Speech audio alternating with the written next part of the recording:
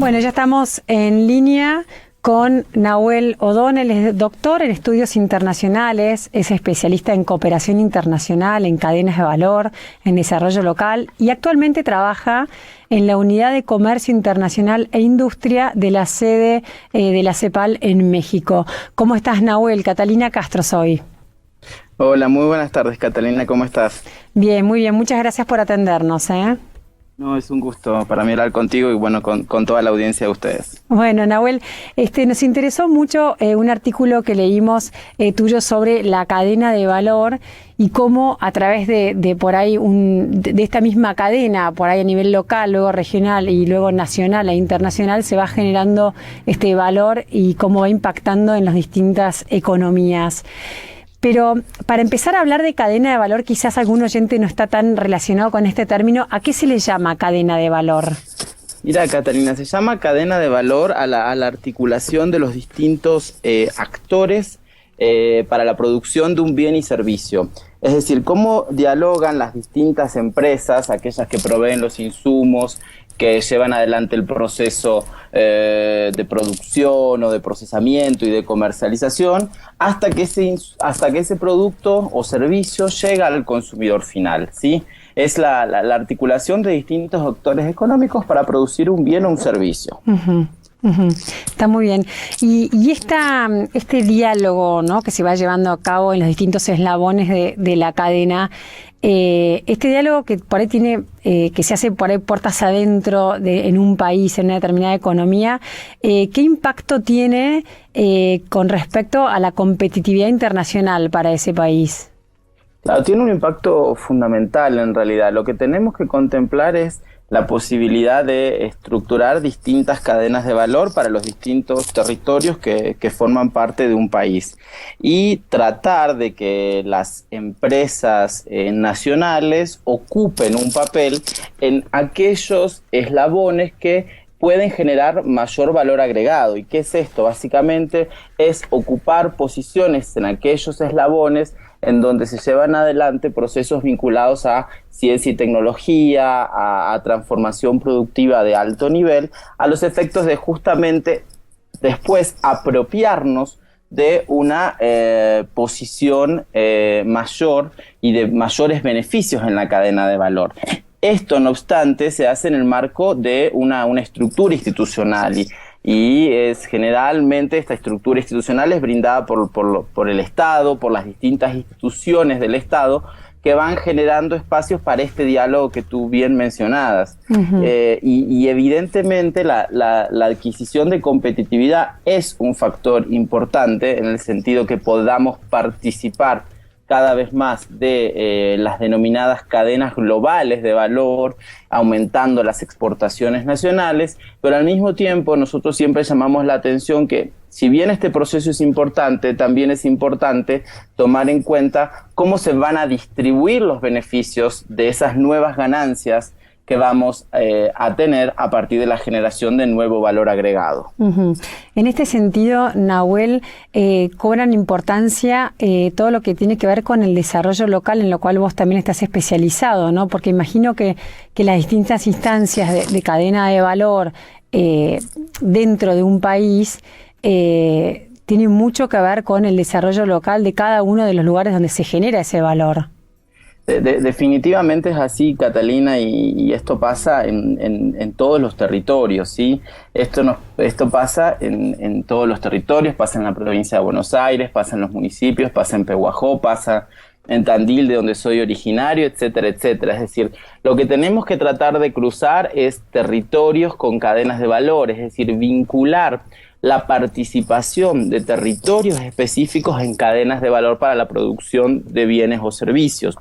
Que los distintos territorios se vayan articulando para de manera conjunta generar estos bienes y así ir obteniendo las distintas ganancias y la distribución de estas ganancias.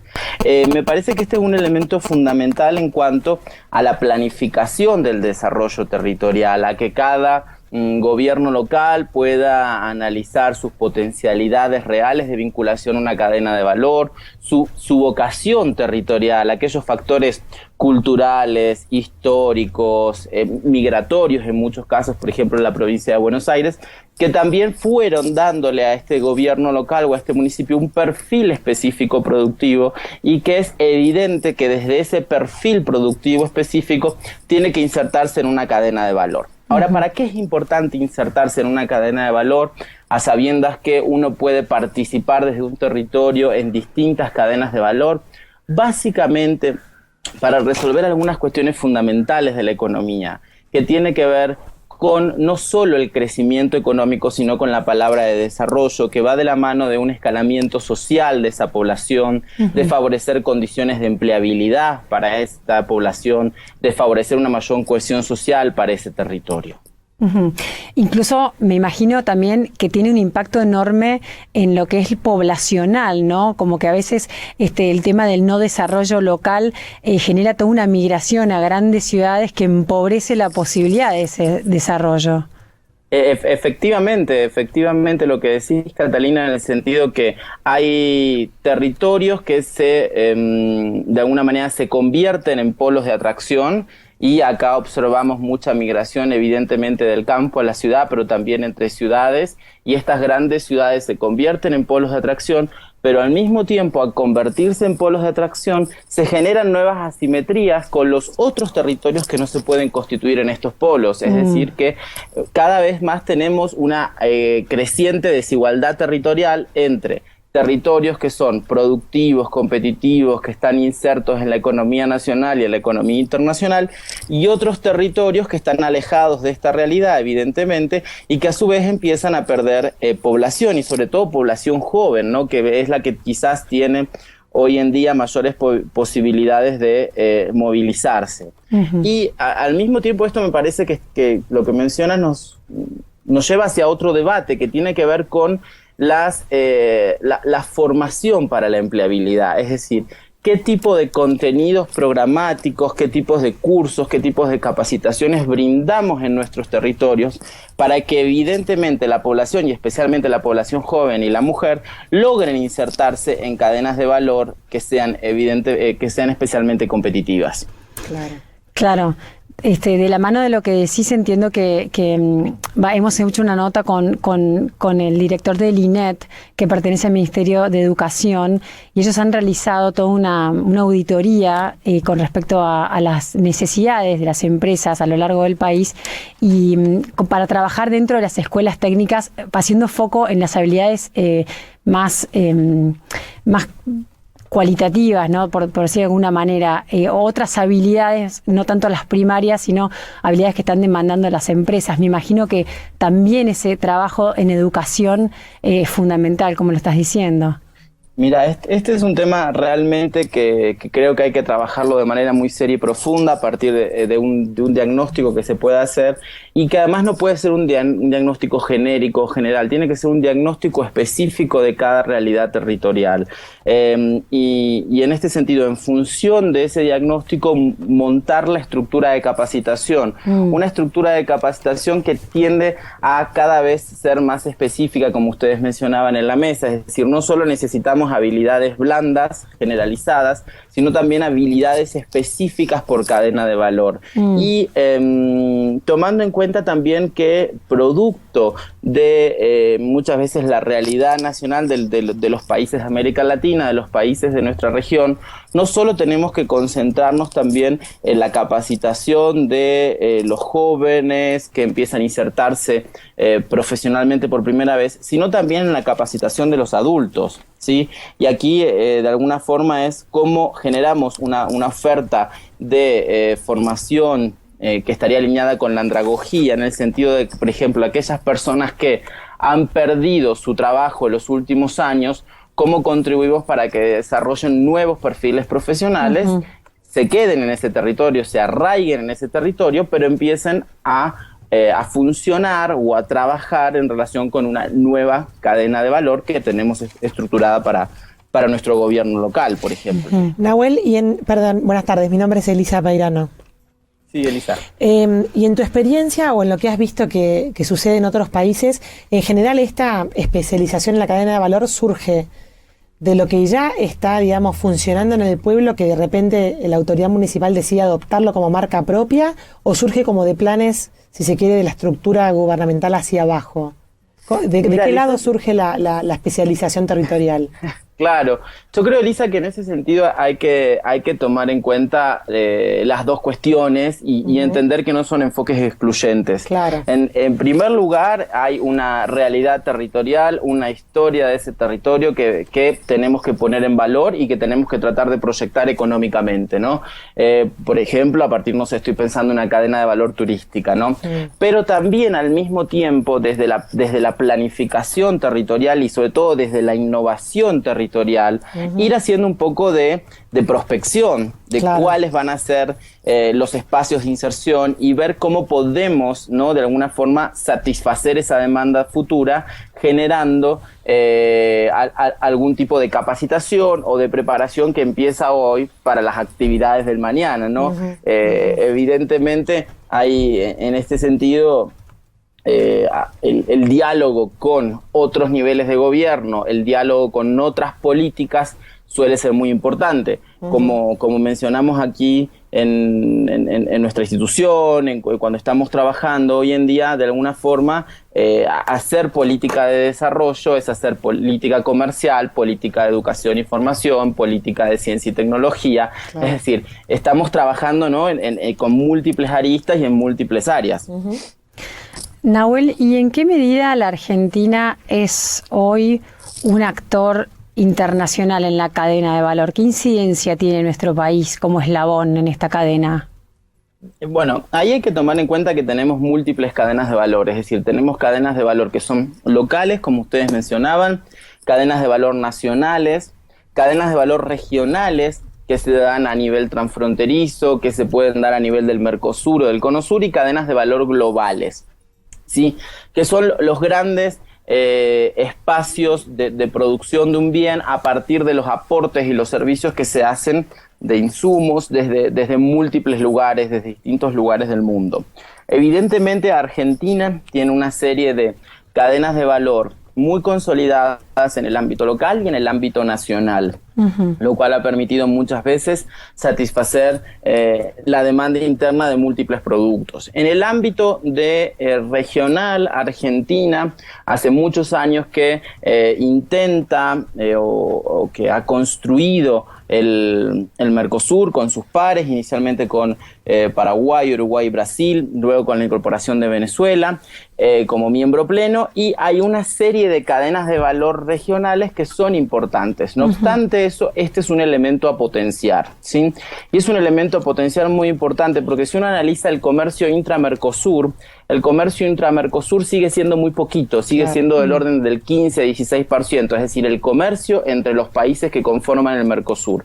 Pero cuando comparamos este dato con el comercio intrarregional en otros procesos de integración regional, como en la Unión Europea, en Asia o mismo en América del Norte, estos datos son mayores. Es decir, el comercio intrarregional en la Unión Europea es más del 60%, en América del Norte es casi el 50% y en Asia es otro tanto, casi el 50%. Entonces, evidentemente, a nivel Mercosur y a nivel Cono Sur tenemos una potencialidad en cuanto a aumentar nuestro comercio bilateral regional. ¿Qué pasa en lo que hace a las cadenas globales de valor, estas grandes cadenas globales de valor? En las grandes cadenas globales de valor, en realidad, América Latina del Sur se encuentra bastante apartada, ¿sí? Porque si tuviésemos que analizar las cadenas globales de valor, las grandes cadenas globales de valor siguen teniendo esta base regional y por tanto se concentran evidentemente en la Unión Europea, en Asia-Pacífico y en América Latina del Norte, en América del Norte, en donde estamos incluyendo a México, que por ejemplo México forma parte de las grandes cadenas de valor construidas desde Estados Unidos y Canadá. Aquí sí quizás, si bien hay una serie de empresas que se denominan translatinas, el papel en general de Centroamérica y de América del Sur, y especialmente de América del Sur, porque Centroamérica participa a partir de sus tratados de libre comercio bastante del comercio internacional, y por las características nacionales de sus economías, América del Sur en este sentido se encuentra un poquito más apartada. Y evidentemente la forma de engancharse, como para cerrar la respuesta, es a partir del desarrollo de políticas de ciencia y tecnología. Las grandes cadenas globales de valor son las grandes cadenas de punta en la tecnología, y en este sentido habrá que estructurar políticas públicas, políticas estatales que trasciendan a los distintos gobiernos de nuestros países en la línea de fomentar ciencia, tecnología e innovación.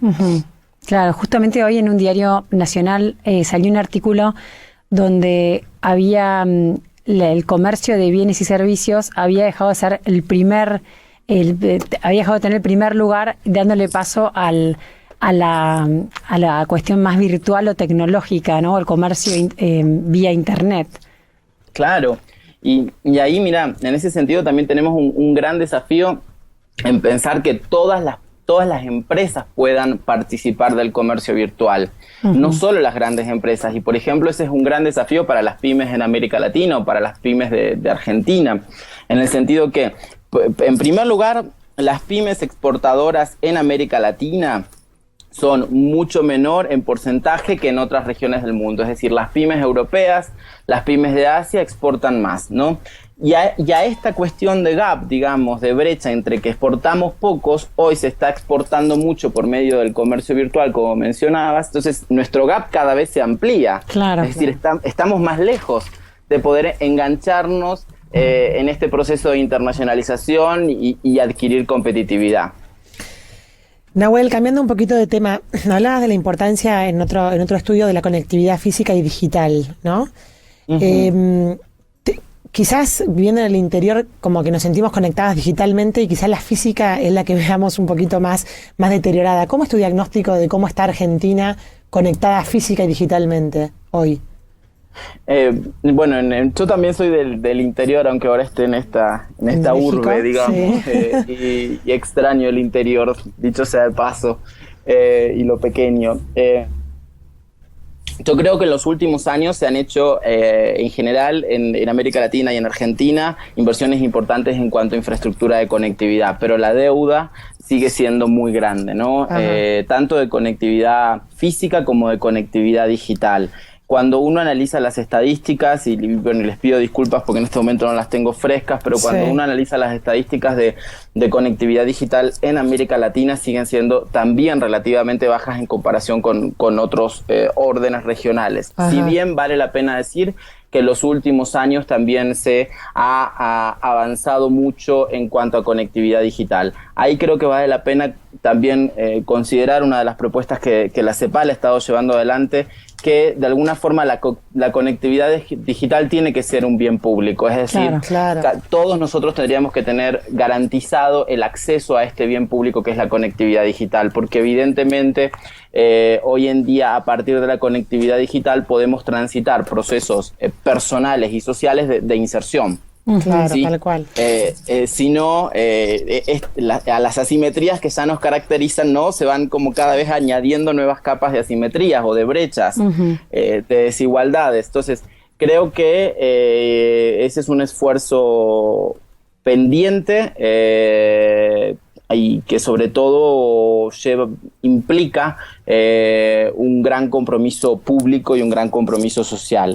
Y en cuanto a infraestructura física, yo creo que es fundamental también para engancharse en estas cadenas de valor que estábamos mencionando. Es decir, evidentemente hay dos cuestiones que no podemos negar. Una, que hoy en día para exportar necesitamos más insumos importados, ¿sí? Todas las economías que son grandes exportadoras importan muchos de los insumos para generar productos exportables, ¿sí? Y estos insumos tienen que llegar a nuestras cadenas de valor y a nuestros territorios para, evidentemente, producir nuevos bienes. Y al mismo tiempo, la infraestructura física desde siempre garantiza la exportación de nuestros productos, ¿sí?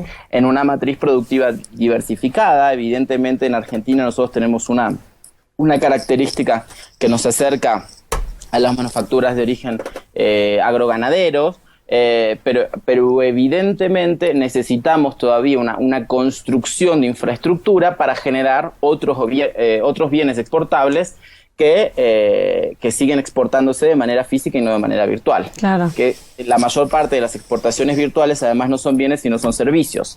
Y lo que ha crecido en los últimos años es mucho el comercio de servicios. Y de hecho muchos dicen que la parte de la salida de la crisis financiera del 2008 y la recuperación se debió a la exportación y al comercio de servicios. Nos queda poco tiempo, Nahuel, pero queríamos preguntarte ¿a qué se le llama paradiplomacia?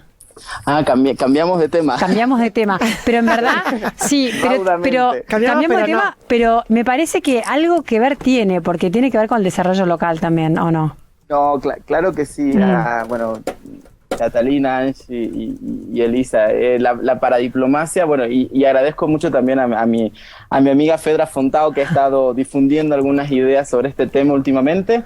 La paradiplomacia es la acción internacional de los gobiernos locales y como se mencionaba en la mesa está absolutamente vinculada al desarrollo local, en el sentido que de alguna forma es la actividad internacional que llevan los gobiernos locales, ¿sí? Sean los municipios o sean las provincias en el caso argentino. Y un gobierno local lleva actividad internacional para múltiples cuestiones, ¿sí? En algunos casos puede ser para captar efectivamente inversiones para nuestro territorio, pero al mismo tiempo para la generación sobre todo de estos procesos de fortalecimiento de capacidades al interno. Yo siempre digo que la paradiplomacia puede apoyar de manera transversal el quehacer municipal, es decir, la paradiplomacia puede ser una gran herramienta para todos los asuntos municipales de Pehuajó, por ejemplo, en el sentido que uno puede diseñar un proyecto de cooperación desde lo local en articulación con otros gobiernos locales, principalmente de la región. Existe la red de Mercociudades a modo de ejemplo, sobre políticas ambientales, políticas educativas, políticas productivas, políticas universitarias de prevención de la violencia de género, etcétera, etcétera. Es decir, que de alguna forma es la posibilidad de encontrar en el ámbito internacional instrumentos para la gestión local o el quehacer municipal. Sumamente interesante, Nahuel. Ya casi nos tenemos que ir. Te quería preguntar si habías seguido algo de cerca el tema del foro de inversión y negocios que se desarrolló la semana pasada en el país. Lo seguí, no en su completitud y básicamente a destiempo, digamos a la noche, y me gustó. Me gustaron algunas intervenciones de algunos gobernadores en esta línea que mencionaban estos temas, ¿no? Es decir, el tema de cadenas de valor locales salió y se puso sobre la mesa, que si mal no recuerdo lo puso el gobernador de Salta y dio una explicación al respecto. El tema de la paradiplomacia, pero desde otro lado y especialmente para las fronteras en términos de cooperación transfronteriza, surgió desde el gobernador, por ejemplo, de la provincia de Misiones. Es decir, que estamos viendo en las autoridades intermedias, de alguna forma, una cierta reflexión al respecto de los temas que hemos hablado. Sin lugar a dudas es importante atraer inversión extranjera directa en nuestro país, pero esto también tiene que hacerse en un consolidado y en un entramado institucional que todavía me da la sensación que estamos diseñando y construyendo, ¿no? Sobre todo para la orientación de esas inversiones. Nahuel, interesantísima esta conversación. Lamentablemente el tiempo se nos acaba, pero bueno, ha sido un gusto conocerte, escucharte y te invito a que sigamos en contacto para tener futuras conversaciones.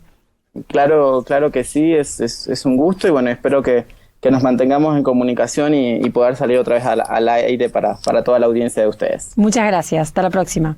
Hasta la próxima, chao. Bueno, escuchabas ahí a Nahuel O'Donnell, doctor en estudios internacionales y actualmente radicado en México trabajando para la Unidad de Comercio Internacional e Industria de la CEPAL.